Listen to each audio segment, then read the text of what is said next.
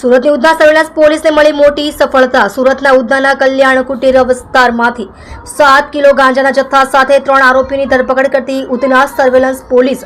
સુરતના ઉધના પોલીસ સ્ટેશનના સર્વેલન્સ કોડના આસિસ્ટન્ટ હેડ કોન્સ્ટેબલ ચિરાગભાઈ પીતાંબરભાઈને મળેલ બાતમીના આધારે રેડ કરતા પકડાયેલ લાખો રૂપિયાનો ગાંજાનો જથ્થો સુરતના ઉધના પોલીસ સ્ટેશનની સર્વેલન્સ પોલીસ દ્વારા આરોપીઓ સદાનંદ ઉર્ફે નિકો વ્રજરાજ રાઉત ઉંમર વર્ષ 23 ધંધો મજૂરી કામ રહે પ્લોટ નંબર 303 કલ્યાણ કુટીર ગલી નંબર 8 ઉધના સુરત। હર્ષ શત્રુઘ્ન પાટીલ ઉંમર વર્ષ 22 ધંધો નોકરી રહે પ્લોટ નંબર 150 શ્રીરામ કુટીર ચીકુવાડી પાસે ઉધના સુરત। બાબુ બિધાન શેઠી ઉંમર વર્ષ 28 ધંધો મજૂરી રહે આવિર્ભાવ સોસાયટી 2 હનુમાન મંદિર પાસે પાંડેસરા સુરત। તેને દબોચી લઈ કાયદેસરની કાર્યવાહી કરતી ઉધના સર્વેલન્સ પોલીસ।